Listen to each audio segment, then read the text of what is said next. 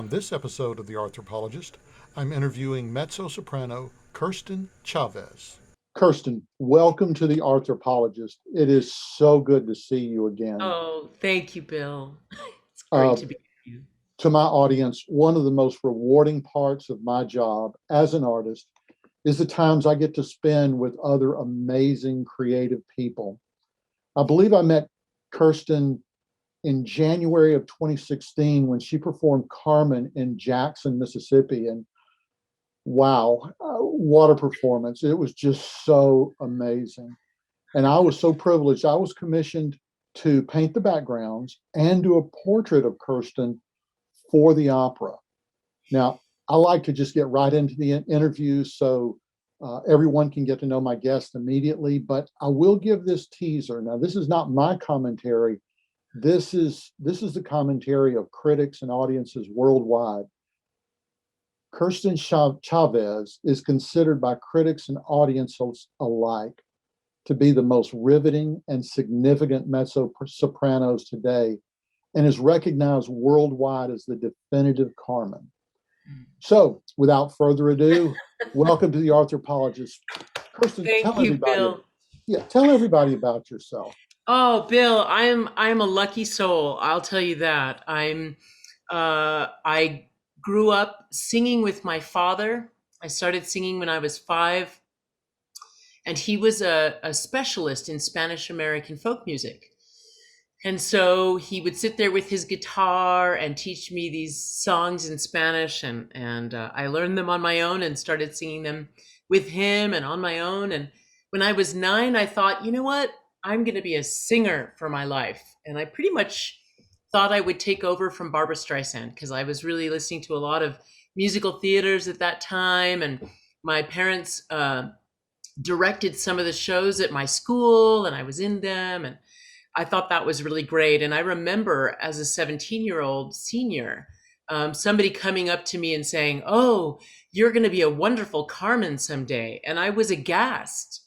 I thought, why would I want to do that? Because I was pretty sure that opera singers all sounded funny and they looked weird, and that just sounded like a really bad idea. And fast forward a couple of years, and I started studying officially classical music. And lo and behold, I fell in love with classical music and then fell in love with opera. And all of a sudden, me being Carmen wasn't such a laughable affair. I thought it was a great idea.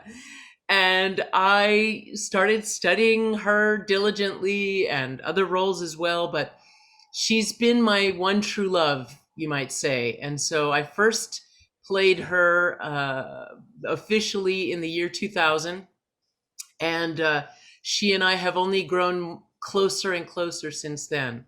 So it's been a wonderful, wonderful journey to You learn grew from up. her. You were born in New Mexico, but Yes. you at least spent part of your childhood in Kuala Lumpur. Yeah. Weird, right? Right. My parents, they were actually concerned about influences from Hispanic gangs in Colorado when I was very young, and they felt that my brother was maybe susceptible to their influences, and so that, among other reasons, they decided, well, let's move to somewhere nobody's ever heard of, and so we moved to Malaysia, Kuala Lumpur, Malaysia, and that's really where I grew up. I was there from age 7 to 17. I graduated from high school there, and then came back to the States for college. Wow. So. Okay. Okay. How did that culture you feel like really influence the way you see the world and see Carmen and everything? I'm assuming it would. Yeah, I think it really, really did, Bill. I love that you asked that. It's, it was an interesting time. I wouldn't say it was an especially happy childhood for me. I felt kind of out of place uh, for most of the time that I was living in Malaysia. I would go walking on the street to school or whatever, and people would honk at me and whistle at me and call at me all the time because I didn't look like they did. So it was a strange childhood, but it certainly opened my eyes. Um, it opened my eyes to different cultures, different ways of thinking, different religions, different languages, different food, um, all of that. And gosh, I am so grateful for that part of my upbringing because, I feel like a citizen of the world. I missed out perhaps on some of the deep Hispanic culture that is rich in New Mexico, I'm sorry for that, but I gained so much in terms of my worldview and my exposure to different ways of being, and it's made it really wonderful for me to be someone who travels around the world to sing, because I feel, oddly enough, I felt not at home in Malaysia while I was growing up, but now I feel at home most anywhere I go, which is a really great blessing, I think. Nice, nice. Um, okay, since we're starting off with your beginning of your career, let me read this, and then I got a question. Um, I don't remember where I got this, maybe off your website, but it said, after beginning an artistic residency with the Orlando Opera, Miss Chavez won several major international competitions: the Sullivan Foundation, the George London Foundation, the Licia Albanese Puccini Foundation, the Opera Index Foundation, the Goethe, is that Goethe? Uh-huh. Goethe Listener Foundation, the Jensen Foundation. First question, did you allow anybody else to win anything?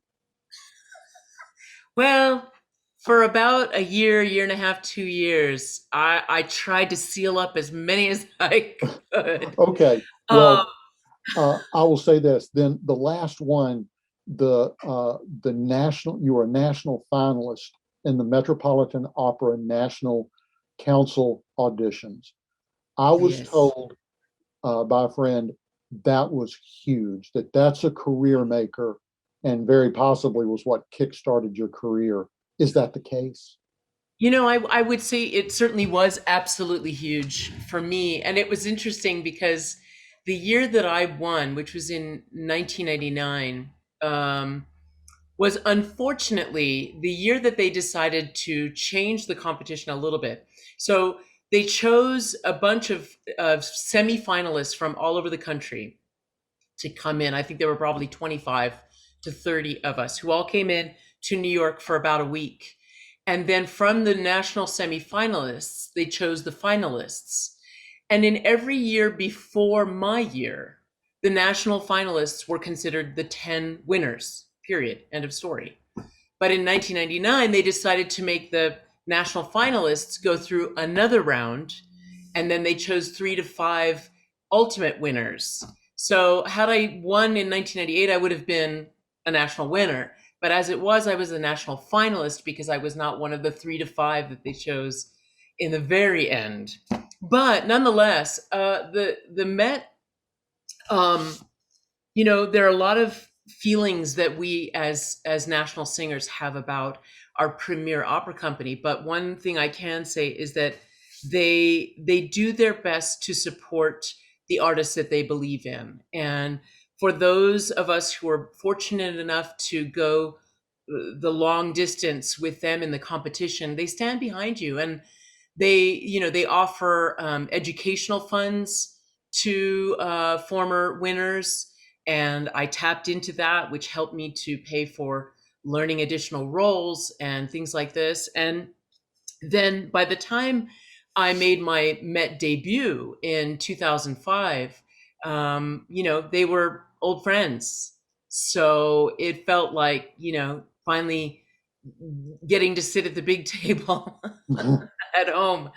And they've been very good to me really ever since. And I'm not there every single year, but I get to be there often, which is a real blessing for me. Okay. Well, now you've toured all over the world in your career, but as I understand, many young singers to establish their career, they get started in Europe, especially Germany, since Germany has opera companies supported by the state. Is that something you did?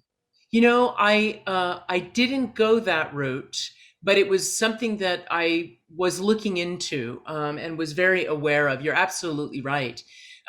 Germany does have state supported opera houses, and they have a lot of them, which is one reason why so many American singers go over there. Also, they have a really interesting system called the Fest system, whereby they have a group, sometimes large, sometimes smaller, depending on the size of the opera company, a group of singers who are with them all year long, and perhaps for multiple years. And this Fest system is very predominant in the German speaking opera houses. And it's where young opera singers can get a lot of experience doing, sometimes smaller roles, sometimes larger roles, depending on what the opera company has planned for the year. And it can be a great way to get a lot of experience and to really wet your teeth in the career.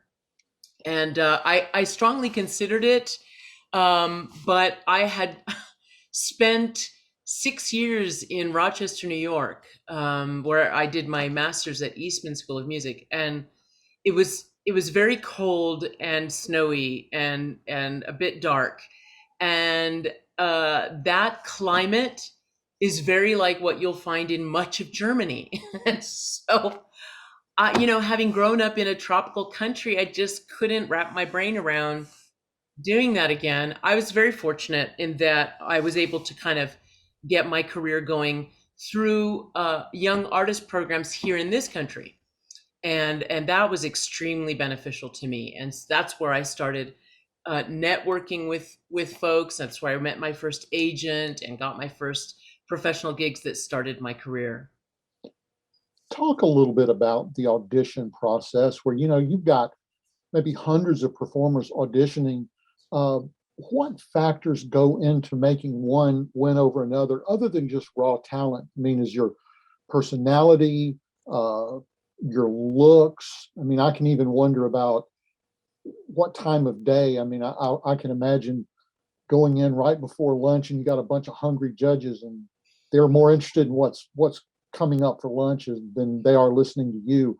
So tell me what it's like and what you have to do other than just being a great singer to stand out in a in an audition.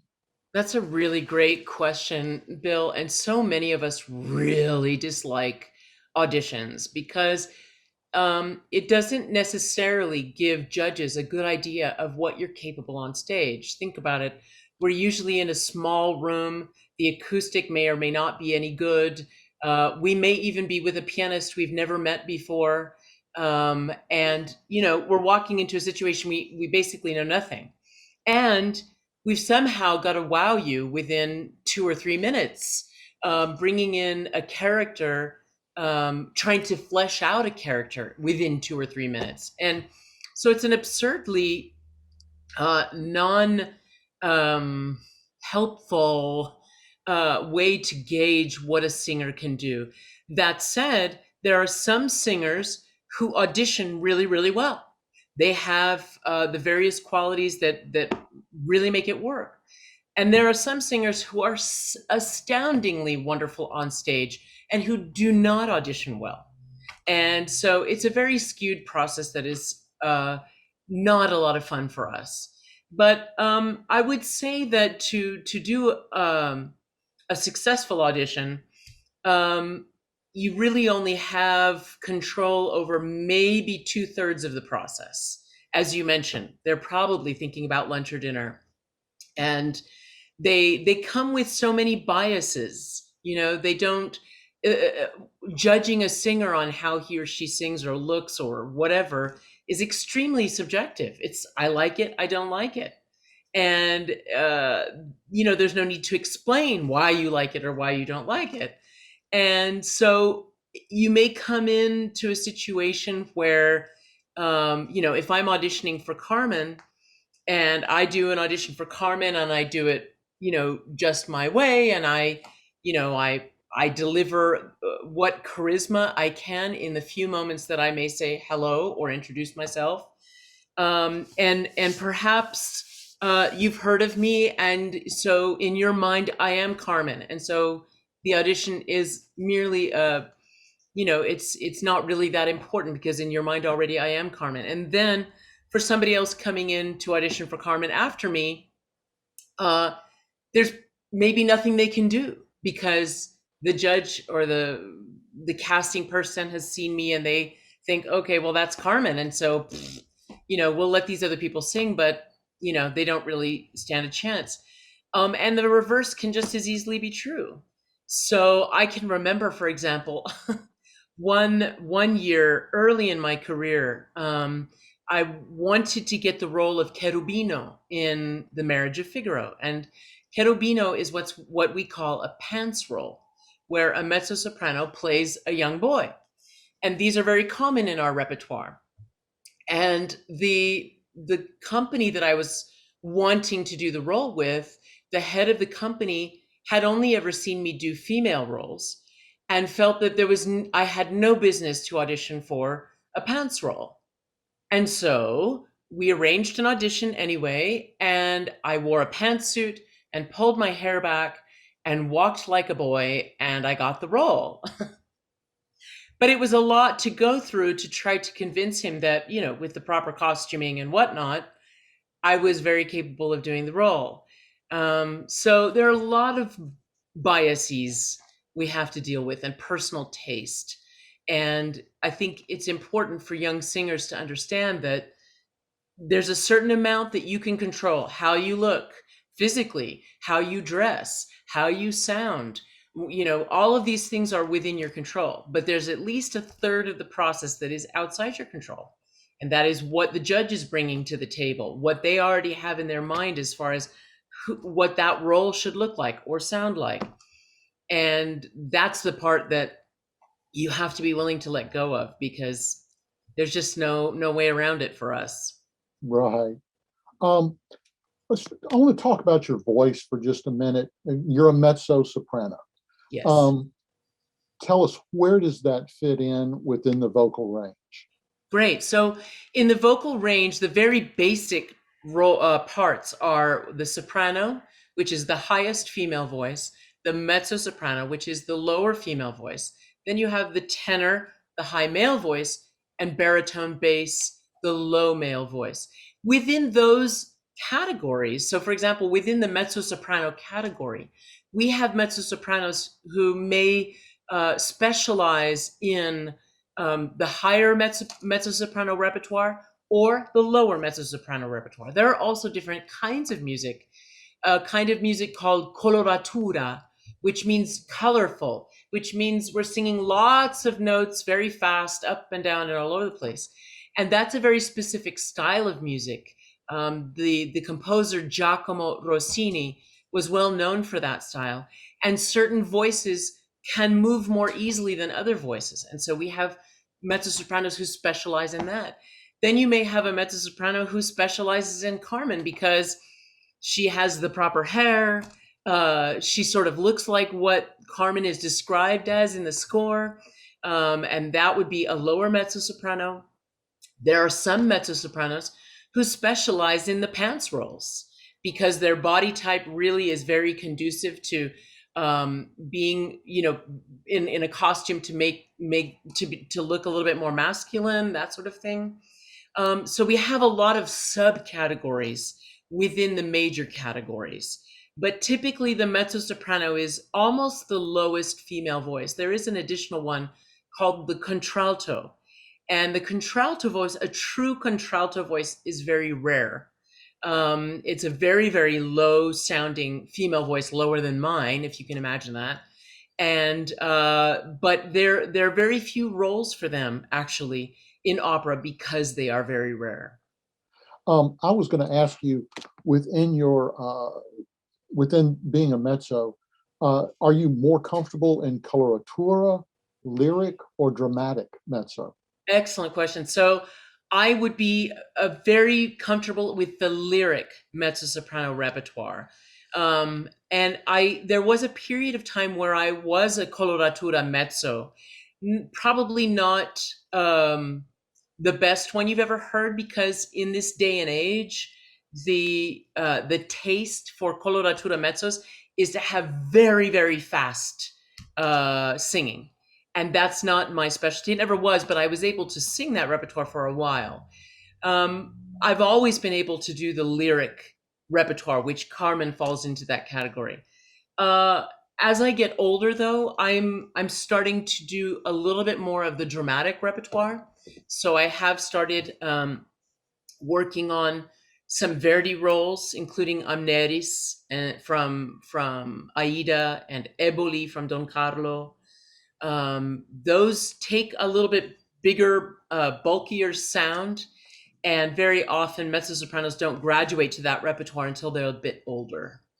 Right. And then lastly, you've got a head voice and a chest voice. Could you explain the difference between the two and what that means for a singer? Oh, sure. So, interestingly, and this works a little bit different for male singers versus female singers. In female singers, the differentiation between a head voice and a chest voice is much more obvious. And what you're going to hear in female opera singers almost most of the time is the head voice, or what we might call a mixed voice, because pure head voice is, it's kind of like, think of how Mickey Mouse sounds. Hey, little boys. It's kind of like that. But a mixed voice in a female sound has a little bit more depth to it, and it's where we use a bit of the chest voice sound quality in together with the head voice to create a mix. So that's a stronger head voice, but it uses some of the musculature that governs the chest voice. And then the chest voice is the kind of sound that you're going to hear most often from female pop singers, jazz singers, and musical theater singers. They sing like this. It's kind of, it's the bottom part of our ranges. And an opera singer will very rarely sing in pure chest voice. That's kind of something that we use for effect, but also most of our repertoire, certainly in the mezzo-soprano repertoire, is not written so low that we would need to use the chest voice very often. So a mezzo-soprano is more often going to be heard in that mixed voice sound, which is a combination of chest voice and head voice. Okay. Are you ever mic'd when you're performing opera?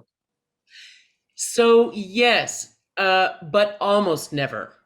So if I'm performing in a traditional opera, then absolutely not. There is no miking whatsoever. I have to make my own volume. But there are some operas nowadays that are maybe more hybrid, or the environment is a little bit different, and miking is required. I've done a few modern pieces where miking was necessary because of the nature of the piece, because in one instance, for example, a piece that I did at Covent Garden, the composer had written in the score that at certain places, my voice would be electronically manipulated, which means that they had to have amplification. And then while I was singing, they were adding various effects to my sound. As you might guess, that's not very common these days. But every once in a while, there's a situation where we have to be mic'd. However, almost any traditional opera will not have any miking whatsoever. Okay. Well, does the head or chest voice help project any at all, or does it just change the flavor of the? It changes the flavor, but I think one of the reasons why a mezzo-soprano relies heavily on a mixed voice, which uses the elements of the chest voice sound, is that it helps projection. It also does change the color of the sound, but it does help projection quite a bit. And the soprano doesn't have to worry about that as much, because acoustically, at the very highest level, they're much easier to hear. But the lower voices have to be a little bit more savvy about how they use the instrument so that the volume can travel sometimes over large distances. The Met Opera House is almost 4,000 seats. And so, as you might imagine, it takes a fair bit of energy and ingenuity to make the human voice travel well in that distance. Okay. Now let's talk about performance for a second. You performed on stage hundreds and hundreds of times, and doing live performances, some are going to be better than others. You teach, right? I Yes, believe I you do. teach. Yes, Yes. I do. Okay. What do you tell a student about bad performances when you get up and you just feel like you have bombed? How do you get your confidence back? I really appreciate that, Bill. That's such a good question. And it's funny because it's a question that I deal with, especially right now in this period of the year with my students, because some of my students, for example, are preparing to give a junior recital in their bachelor's degree. And it's not a required recital, but it's a recital that I require from my students who are really interested in pursuing a performance career. And the thing about it is that um, I require them to do the junior recital because I know it's possible that they could have a difficult experience. And I need to be able to walk them through that and get them past that so that when it's time for their senior recital a year later, they have much more confidence under their belts. The hard part about what we do, Bill, is that there's there's so many parts of our skill set that we cannot work on or learn or improve without actually doing the performing. And you can be in the studio with me, you can be taking voice lessons, and we can talk about many things, but until you're put in the pressure cooker of a performance setting, there are certain things that you cannot learn without that. So I make it clear to my students that they may well have a difficult experience during a junior recital, for example. It may well, there are parts of it that may not go the way they want to go. And it's really important that we debrief after that so that we can talk about, okay, well, what are the reasons why this didn't go well? Were you not as prepared as you should have been? Which is going to be very often the case. A lot of times, students who are preparing recitals for the first time don't realize how much time they really need to have having memorized their songs before performance. Because when you get into the pressure cooker of performance, you're nervous. The breathing goes away and you forget all the words. And again, until you've started to experience that, you can't really work on improving that, and they have to experience it firsthand. Um, So it's important to learn why the performance didn't go well, and then understand that that doesn't dictate how every performance is going to go from here, and that we do have some control over how to improve so that the next time won't have the same result. could you share at least one sort of amusing story of a live performance, costume fail, prop fail, somebody just completely forgets their lines? What happened? What did you do?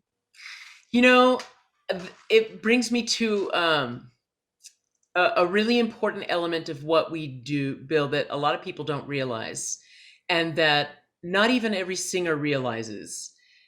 But I find that it's extremely important in the rehearsal process to build camaraderie, to make friends with the folks with whom you're going to be sharing the stage. And that means your fellow lead characters, and it means your choristers, it means your backstage folks, it means your costume person, your makeup person, all of those people. We need to make friends because you never know when you're going to need your friend to help you out of a squeeze. I know I have lots of stories I could tell.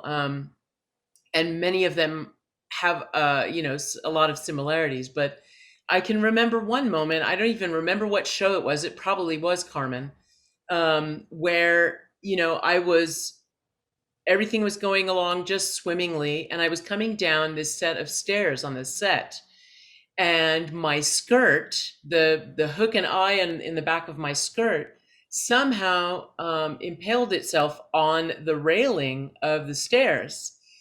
And I was supposed to continue down the stairs and do all sorts of wonderful things, but I was a little bit stuck. And so in that moment, I had to decide, was it better to stay stuck where I was and do the scene from there?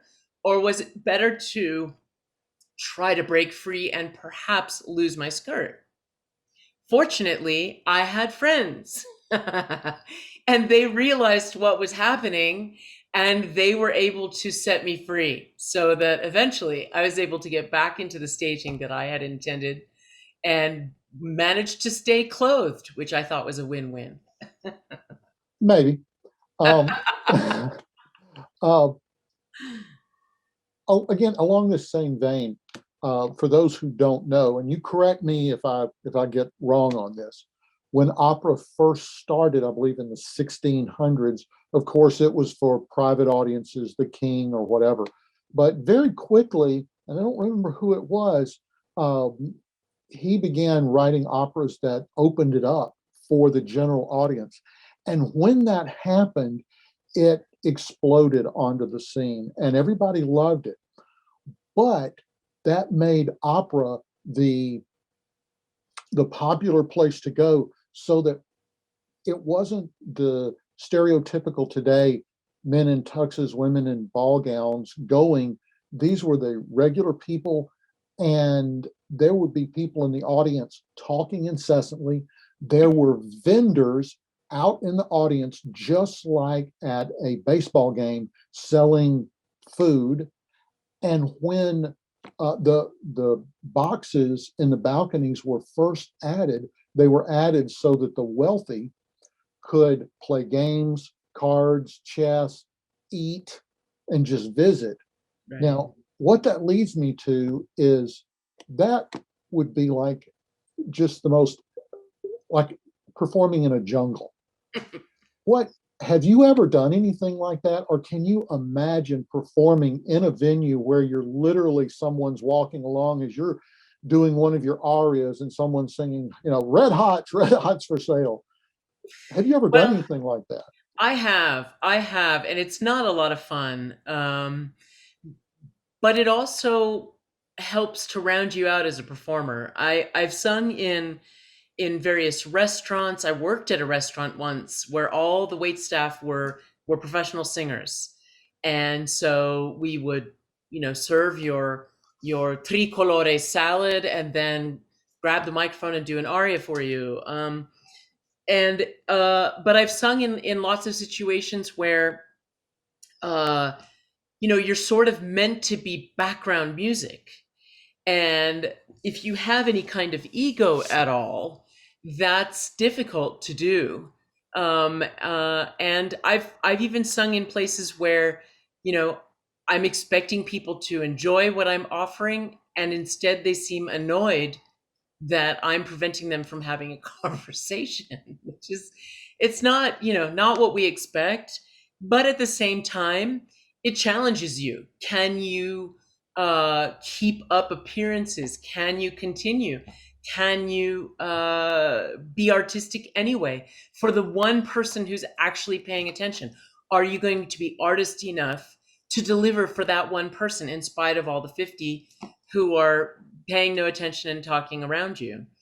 And I can't say that I enjoy those sorts of situations. I'm sure that my fellows who were doing opera all those many years ago probably didn't love that. But if I were doing an opera in that situation, I think it would cause me to rely more heavily on my fellows in the cast, and for us to kind of do it for each other. And I think that would have been a way to survive that otherwise very challenging situation. Yeah. Um, yeah, I think I said earlier, my questions are kind of all over the place. So All right. I'll bounce back over to your voice. You mentioned, as you mature, you're changing up a little bit. And I know that voices do change over time. Um, when you first started out, you probably had to do lighter roles, not Verdi or well, you said you did Amneris and Aida. And I've been told that's a very demanding role. Um, Explain to the listeners a little bit about what that means as far as doing. And I believe I've been told that Wagner is possibly the most challenging of the operas from a physical standpoint. So, Yes. what type of lighter roles do beginner beginning singers take? And then as you mature, what then opens up for you? And then maybe explain what's changing. Is your voice actually physically changing, or is it you're just getting more experienced? Great question, Bill. So, if I were to look at just the mezzo sopranos, a young mezzo soprano would be very well served to work on Mozart. The orchestration in Mozart operas is typically much lighter, and that means that a smaller or a lighter voice can be heard without any problem. In fact, much of the Mozart dramatic material is progressed through a music that is called recitative, and recitative is like spoken dialogue. It's sung, but it's like dialogue between a few people, and it is orchestrated only with harpsichord, which is a very, very light instrument and easy to sing with and over. And so Mozart is an excellent choice for some younger mezzo sopranos. Um, as you move up the ladder a little bit, you might venture into slightly later repertoire, for example, Bellini. If you have the capacity to move your voice a lot, Rossini is also an excellent choice. And then as you get older, part of it is experience, Bill, um, understanding how to use your voice healthfully and to not damage the voice, because young singers, um, if they try to take on repertoire that is too big for them, then in order for them to be heard, they end up having to push the sound in unhealthy ways, which could ultimately permanently damage the voice. That has happened. So that's the reason why young singers have to avoid doing inappropriate repertoire. But as you get older, to be honest, I'm not entirely sure what happens, but the changes are physical, to the vocal cords themselves, but also to the muscles surrounding the vocal cords. And the body itself is part of our instrument, and the body changes. But very often, for many, many singers, the sound of the voice tends to darken a little bit and maybe even get a little bit larger as age comes, and different voice types mature at different ages. So the higher voice types tend to mature at younger ages. So sopranos, mid 20s, late 20s, early 30s would be their prime. Mezzo sopranos and baritones and basses, they're going to mature more like in their mid 40s and beyond. So the lower the voice, the longer it takes for full maturity. Um, and there's a lot of fun to be had. I looked forward to singing more Mahler for many years, and now it's perfect. Yeah, So I was told that as a singer matures, that and or ages, let's put it this way, as they age, that the higher range is what tends to get lost first, so that sopranos lose more of their higher range much more quickly than a mezzo would, so that sometimes mezzos can have a longer career than a soprano. that's Um, interesting. Yeah, I'm not sure about that. I think some of the high register, um, maybe the super high, like the Queen of the Night high, might tend to go. But those are very specialized roles. So that may well be. okay. Let me ask this: how many languages do you sing in? So I sing in German, French, Italian, English, Spanish, Russian, Czech, Those are the primary ones that I sing in. Okay, Um, do you know those languages, or are you using the International Phonetic Alphabet to sound it out? What are you doing? so I have studied German, French, Italian, and Spanish. I've studied those languages as languages. Where Russian and Czech are involved, I do use or have used the International Phonetic Alphabet and the study of the diction of those languages. So, with the primary languages that a classical singer will use is Italian, German, French, maybe Spanish. So we have to have a very good working knowledge of those languages as languages, in addition to understanding the proper diction of the speaking of those languages and the singing of those languages, which are not necessarily the same thing. Okay. All right. Now, here again, you're going to have to correct me if I misunderstand or if I just get wrong in the history of opera. But where my question is going to lead is that is there a difference in your mindset or how you have to approach opera when you're singing in different languages? For instance, Italian, because it's got many vowels and is multisyllabic, it lends itself more to coloratura than, say, French, which is much more limited, so it lends itself more to recitative. And then German, which is so short and clipped that, as I understand, they actually, I think it's Wagner, actually created Singspiel to actually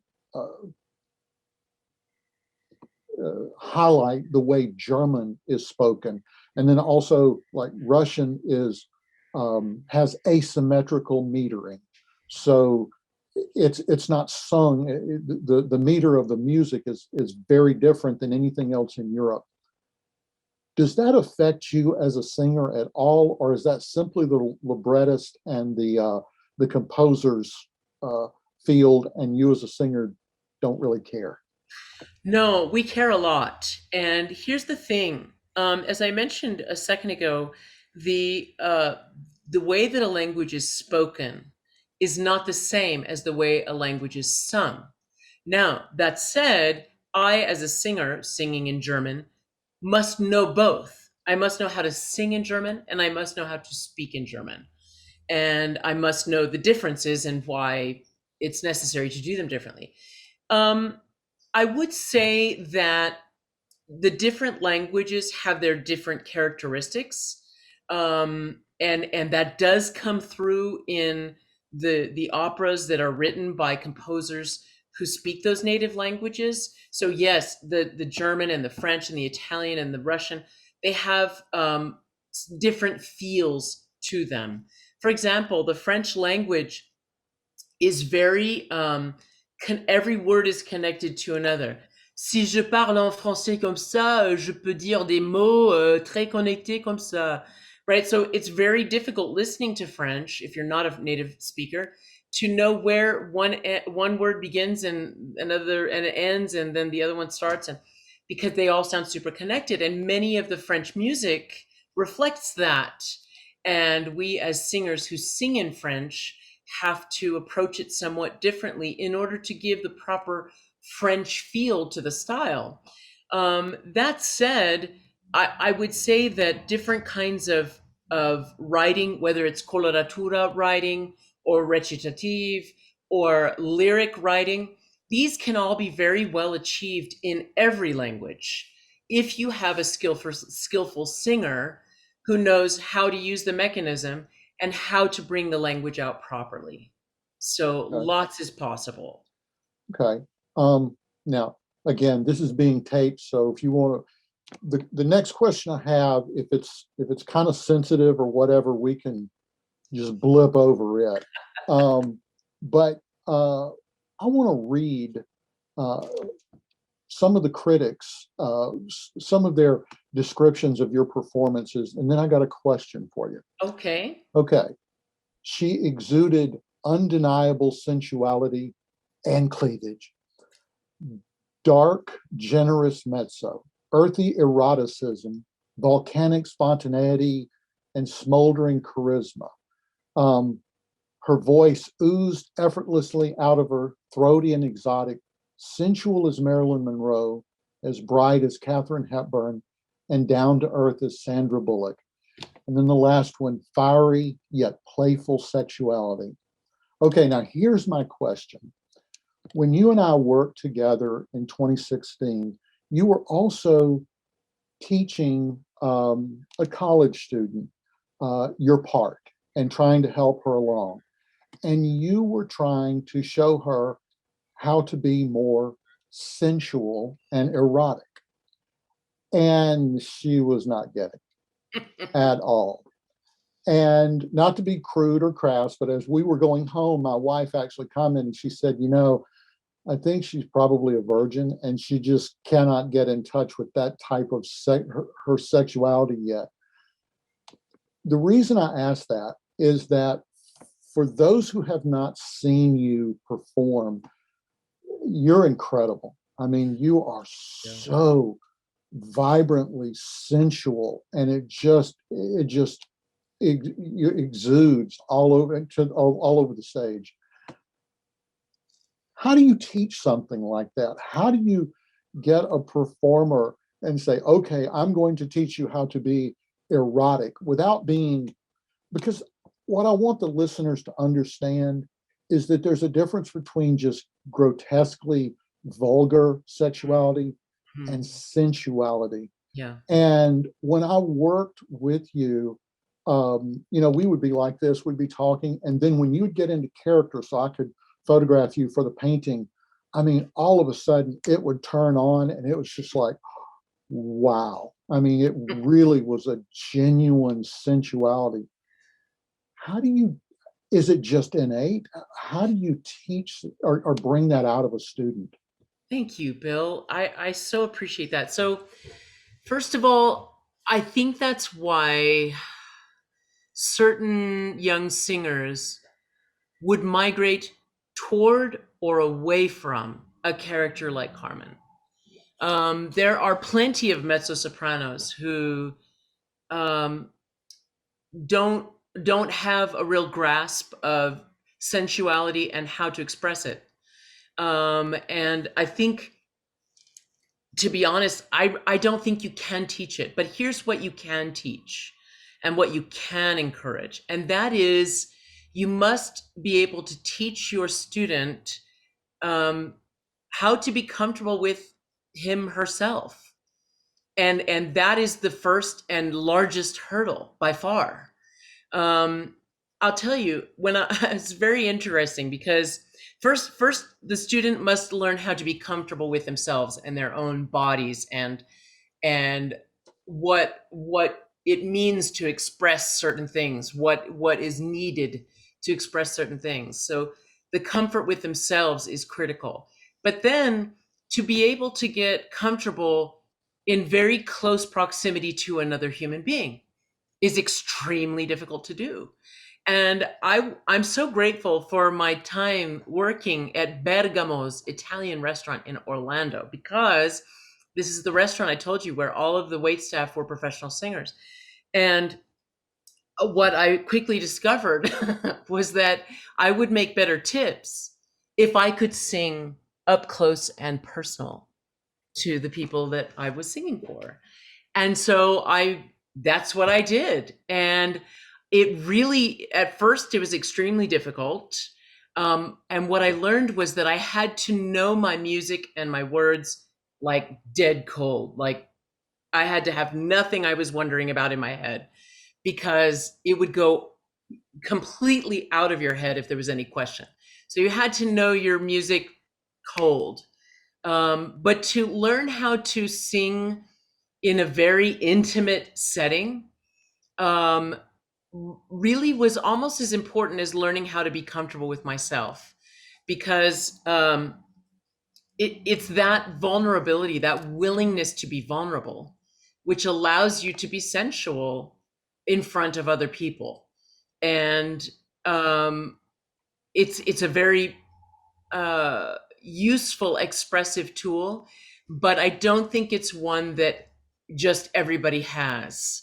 I think that certain people are comfortable with that kind of expression and certain people are not. And so, Carmen is a role that very clearly requires that. It's, I mean, she has this hair and she's Hispanic and she speaks French, and there are certain things that Carmen requires that are not required in just about any other role that you could think of.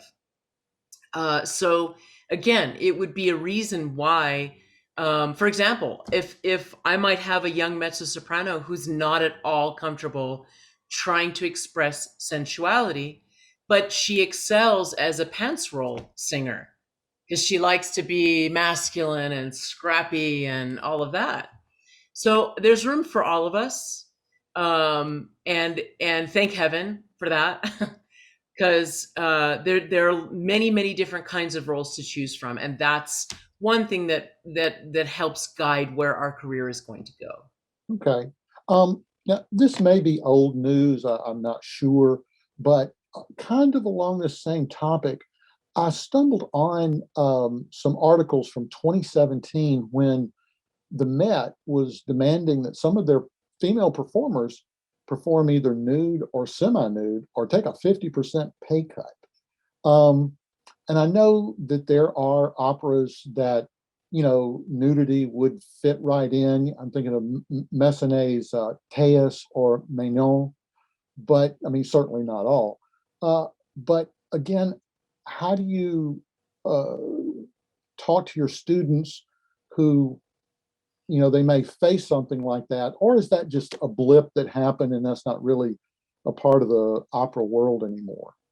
Well, it's never been a part of the opera world. I can say that. Certainly not in this country, and it's not something that we really ever have to deal with. There are a couple roles where nudity is a possibility, or where partial nudity is a possibility. For example, the role of Salome, written by Richard Strauss. Typically, the final scene of that opera involves nudity from the main character. But but to be honest, Bill, that's the only one I can think of where that is sort of part of maybe what's expected. And so a singer who is drawn to that role has to have that understanding. But it's really about the only opera role I can think of where that is understood. My guess is that where the Met was concerned, I don't know because I don't remember that coming up, but it was probably not lead character opera singers. It might have been some folks in the dance department or in the I believe it chorus. was, and from what I saw on the article, it was just basically running in. It appeared as if they were running into financial problems. They were trying to get more seats in, more fannies in the seats, and so Mhm. that was one way they felt like they could do it. And apparently, it was a Interesting. bit of a brouhaha. But you know, not being in the opera world, I didn't know, well, is that something that just sort of happened and now they've got past that? Or is this something that's sort of a recurring theme or that's becoming bigger in opera? Because I had not heard any of this before. It's definitely not a recurring theme. And again, I say in this country. In Germany, it can happen at any given moment. Nudity is much more common. I myself was faced with a situation when I was singing The Rape of Lucretia, a Benjamin Britten opera in Italy.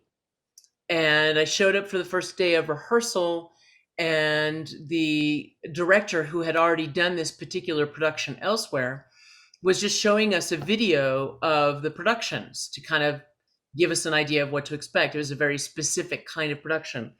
And everything was fine until the moment where one of the other characters slit open Lucretia's dress and her bare breasts fell out.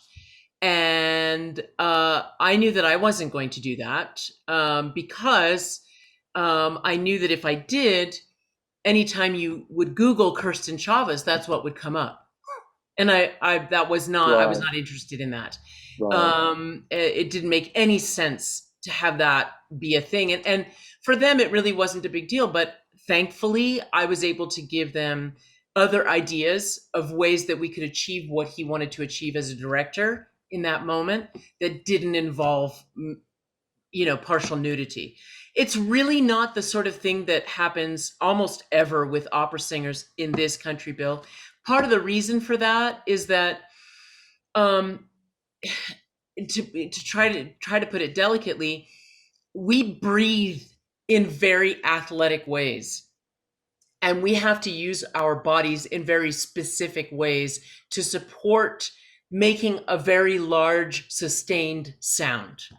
And uh, not many of us would stand up to any scrutiny compared to models or this or that who can suck in their gut and who don't have to make that kind of noise from an athletic standpoint. And so, a lot of times, if you're watching a singer sing, if they have no clothes on, it's not necessarily, if they're going to sing well, they're not going to look great. They're either going to hold their breath and not sing and maybe look okay, or they're going to breathe as they need to breathe for singing and not look great. And so it's not something that we very often are asked to do. Okay. Well, this actually helps me segue beautifully into my next question. Um, for the average listener, the stereotype of the large Wagnerian female performer is what's in their mind. That's what we normally think of. But the reality is, it's quite different. Opera is incredibly athletic. You're, especially for certain parts like Carmen, you may be moving around the stage quite a bit, jumping on a table, doing all sorts of things, but also just the physicality of being able to have the lung capacity to project your voice over a 4,000 seat auditorium Right. is just tremendously taxing. So, can you talk a little bit about, you know, what sort of exercising you do? What's your diet? What do you do to prepare for such a strenuous performance as what you might be doing with Carmen? I love that you asked that. And yes, with Carmen, I have to dance in the flamenco style very often and dance while singing, which oddly is not very easy to do. Yeah, so for me, I'm an avid exerciser, and I'm a runner. I run half marathons and I lift weights. I'd like to incorporate more yoga into my life, so I'm working on trying to make that happen. But it's very critical that I do cardio exercise, and extended cardio exercise so that I can build up stamina and endurance, and to lift weights so that I can keep a toned body and a muscular body that can move in all sorts of ways. It's I preach that to all of my students. It's absolutely critical. And very often there are directors who will ask you, especially outside of this country, who will ask you to do physical things that are extraordinarily challenging to do while singing. I've been asked to do many crazy things, and I'm happy to say that my exercise regimen has made that possible for me. Okay. Um, okay, we know you teach, but you travel. I know quite, at least before COVID, you Right, traveled a lot. So, right. can you talk to the listeners about in a non-COVID year when you were traveling? How long were you on the road, and where all would you go? So again, every year is different outside of the pandemic. And I have an agent who's in New York City who helps to put me up for possible roles and helps me to negotiate my contracts and this and that. But I was supposed to be in Japan this past summer doing a version of Carmen. Instead, now that's been postponed to July of 2022. Things are starting to happen again, and Very often, depending on, the year, I might be in New York working at the Met for 2 months at a time, and then come back to teach my students for a few weeks, and then I travel to other parts of the country to do a concert or another opera. Very often in the summers, I'm in Europe. I spend a lot of time in France. There's a program where I teach young singers that usually happens in Germany. And so it just every year is different. It just depends on, what projects I'm asked to do. And fortunately, working at the University of Utah has been wonderful for me in that they support my performing career and they want me to continue that. So I have a lot of support at school when I need to be away for extended periods. It's a great arrangement for me. Uh, One thing that sort of hits me personally is that I work in the movie industry as well as doing illustration work. Wow. Now, I prefer working more. I mean, I've been on camera and done some other things, but I actually prefer working offset, especially doing things like storyboarding and concept design and things like that, because I Wow. can do it in my studio. But Right. other people in my family, like my son, he's a director, he's a producer, he's a UPM. And so there are times he's gone for 6 weeks at a time. That is Right. very taxing on personal relationships and family. Relationships. Yeah. And so that's where I was going to ask you. Um, it seems like you may have to sometimes be gone for weeks, if not months at a time. Yes. What do you tell your students about what expectations to have for marriage and dating and things like that and children? Well, I that's a great question, Bill. I we do talk about it sometimes, and it is a point of concern. But I tell them that I had to learn in some cases the hard way that communication needs to be active and needs to be frequent. And so my tendency when I was younger was to kind of not communicate very well with my friends and family and really immerse myself in the place where I was currently working, which was nice because in a way because I developed really good relationships in my different gigs. But I would hear from my family, look, we feel like you just totally forgot about us the whole time you were gone, which was not at all what I wanted for them to feel. So I would start writing in my calendar every week, on this day I contact this person, on this day I contact that person. And that's what I mean. It has to be a conscious um, commitment to communicate, even if you don't feel like it or you're busy with other things or whatever. You have to cultivate your relationships because you cannot rely on them. I'm just going to see that person tomorrow and I can continue this conversation then. We don't have that luxury. So it has to be something that you are consciously doing actively and frequently. And then anything is possible as long as there's communication. Okay. Um, I wanted to change directions a little bit. I read something on your website that I wanted to read a little bit of and let get you to talk about it. It says that over the past 2 years, and I guess that's relative to when this was written, Kirsten and several talented colleague friends have created and prepared Kirsten's new one-woman Carmen show called Carmen Inside Out. This is a dream realized for Kirsten because it provides an outlet for her to share the depths and intricacies of the character of Carmen, who has come to be so much a part of her during her 20 plus career, professional career. Of course, this was done in 2020 before the pandemic, but it says that you had two mini tours of the show in the UK and in France, and then planning a tour in Europe and Asia. Tell us about that. Sounds like it's something really great.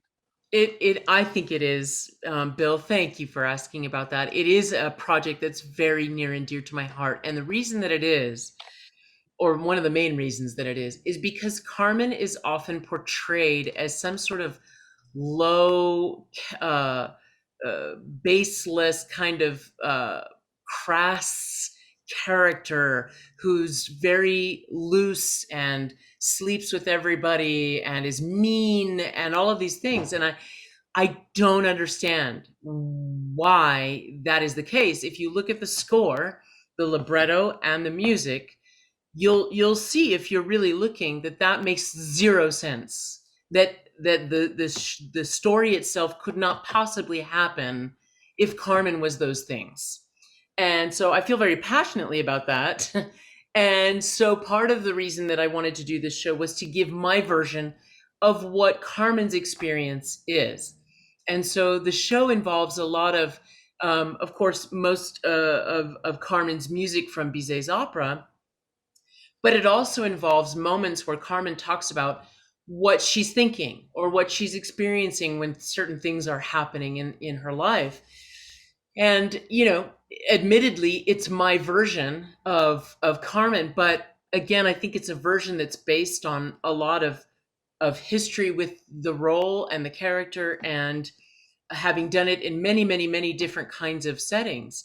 So Carmen Inside Out is, yeah, it's a one woman show that can be done with either piano or orchestra, and it allows me to tell Carmen's story, but also it utilizes what I call this idea of interactive performance, where much like I was describing what I learned how to do at the Italian restaurant in Orlando, where I go up very, very close to sing to you, I do this when I perform Carmen Inside Out. I go into the audience and play with various audience members who are very unsuspecting and bring them into the performance with me. And gotten a lot of powerful, positive reactions about that. Of course, I'm very careful to avoid people who clearly don't want that, which is fair and fine. But most people do. Most people welcome it, and it gives them a whole different level of performance. You I know, can't go yeah, ahead. I was gonna say, I wonder if that's not one reason why literally I cannot express this enough to those who are listening to this podcast or watching it on YouTube, that Kirstin is considered the definitive Carmen worldwide. Critics pretty much universally agree. And there are different ways of interpreting Carmen. And if you watch some, she can be very, like you were saying, crude and crass and just a completely different character than the one you portray. And I was so privileged back when you performed in Jackson to see your performance, because like I said earlier, it was a sensual performance as opposed to just being an over the top bawdy or whatever. Mhm. And I, I appreciate the way you've built this character, but it does lead me to ask, how did you formulate this character in your head? I mean, obviously you were seeing other performers performing this as a beginner, as a student, and they weren't all necessarily performing it this way.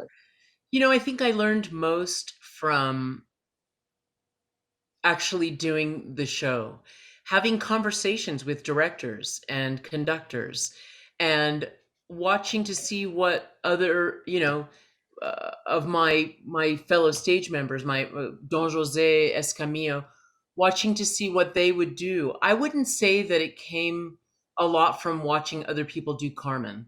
Um, Partially because I became very turned off by that very crass portrayal.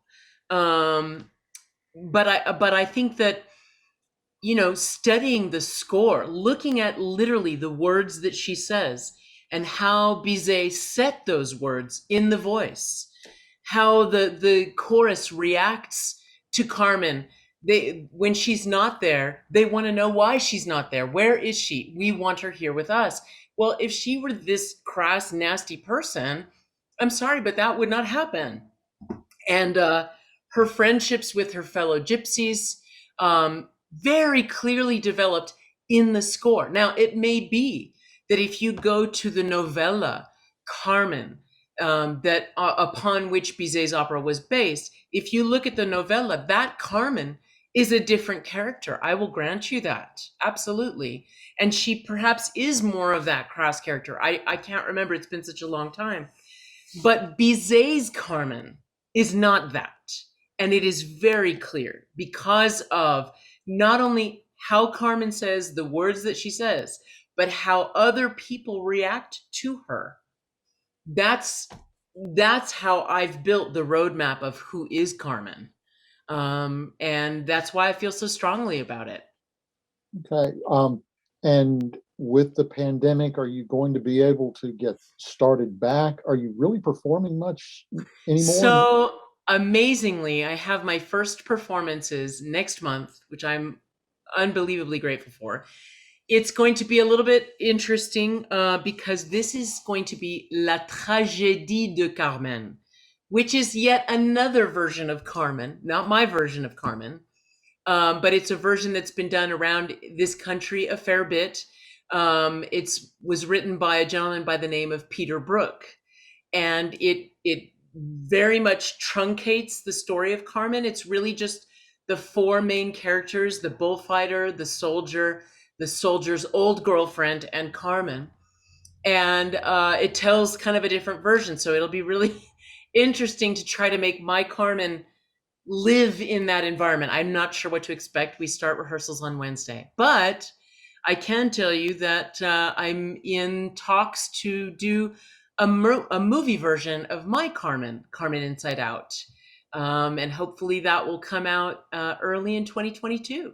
So Oh, awesome. That is fantastic. thank you. Um, well, we've actually kind of gone through my questions. Is there anything else that you'd like to share about yourself, the opera, or Carmen? Well, I just want to say, Bill, that I was so delighted when I heard from you. And as I have mentioned to you, I think of you so often because the incredible portrait that you made of me as Carmen is one of my most beloved, prized possessions. And it's only my possession because it was auctioned off to two wonderful donors in Mississippi who then turned around and gave it to me because they knew how much I loved your work. And that portrait of me has an extremely prominent place in my home, and I delight in looking at it every day. I marvel at it. It's one of my most beloved possessions, and you are an incredibly talented artist. And I was so pleased when I heard from you, and honored beyond measure that you would want to include me in your show. I'm deeply honored by that. And I so hope that very soon I will get to see you again, Bill, and we'll Oh, we'll have more fun together. yes. Well, I appreciate those sweet words. This has been so wonderful. I have just had a delightful time. Thank An hour and a half has just blown by. you. It's It just been has. wonderful. It has. Um, well, thank you so much for being on the show. Uh, thank you, all of my listeners. And I'm Bill Wilson, and I'm the Arthropologist. If you've enjoyed this episode of The Arthropologist, please hit the like button. And if you'd like to see more episodes like this, think about subscribing. I'm Bill Wilson, and I'm the Arthropologist.